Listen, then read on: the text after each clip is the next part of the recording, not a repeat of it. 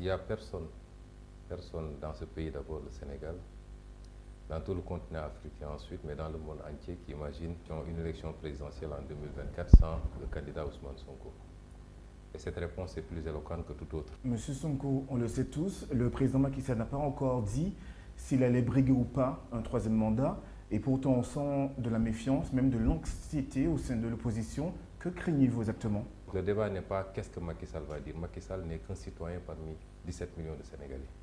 Et quelle que soit sa fonction, qu'il ne doit qu'au peuple sénégalais, il est tenu par la même constitution que nous tous. Et cette constitution dit que nul ne peut faire plus de 2 mandats consécutifs. Ici, en 2012, le peuple s'était soulevé contre la 3e candidature de Abdoulaye Wade.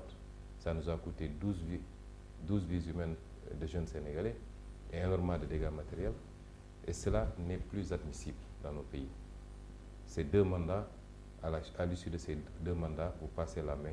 On organise des élections libres, démocratiques, transparentes. Le peuple choisit qui il veut et la vie continue.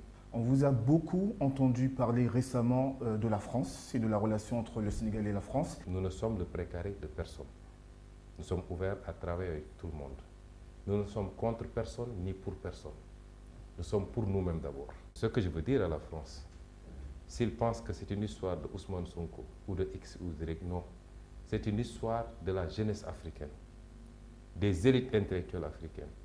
Celui qui l'a compris et qui se réajuste, parce que toute relation a besoin de réactualisation de temps en temps. Donc il faut réactualiser la relation. Il faut réactualiser la relation. Il faut la redémarrer. Et si la France l'a compris, il y a de très belles perspectives entre nous et la France.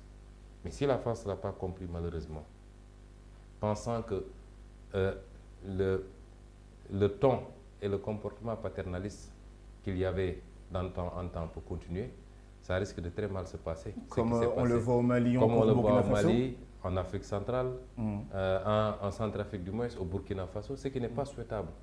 Nous disons toujours à nos amis, même burkinabés, maliens, etc., qu'il n'est pas souhaitable de rompre les relations. Il faut se retrouver autour d'une table et discuter, mais que chaque pays défende. L'Afrique a encore besoin de la France. L'Afrique a besoin de tout le monde et tout le monde a besoin de l'Afrique. La France, à elle seule, ne peut pas symboliser les relations de l'Afrique.